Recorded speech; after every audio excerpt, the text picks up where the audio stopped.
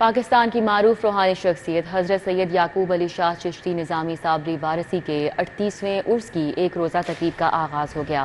میانی صاحب قبرستان میں واقع حضرت سید یعقوب علی شاہ چشتی نظامی صابری وارثی کے دربار کو ان کے خلیفہ اور معروف روحانی اسکالر سید سرفراز احمد شاہ نے عرق گلاب سے غسل دے کر عرس کی تقریبات کا آغاز کیا۔ دربار پر عقیدت مندوں کی جانب سے دن بھر فاتح خوانی کا سلسلہ جاری رہے گا، جبکہ سید سرفراز احمد شاہ شام 6 بجے خصوصی اختتامی دعا کرائیں گے۔ تقریب غسل کے موقع پر معروف روحانی اسکالر سید فراز احمد شاہ کا کہنا تھا کہ فقیر مانگنے والے نہیں ہوتے، فقیر مانگتا نہیں عطا کرتا ہے، فقیر عاجزی کا پیکر اور انکساری کا مرکہ ہوتا ہے، وہ سراسر تسلیم و رضا ہوتا ہے،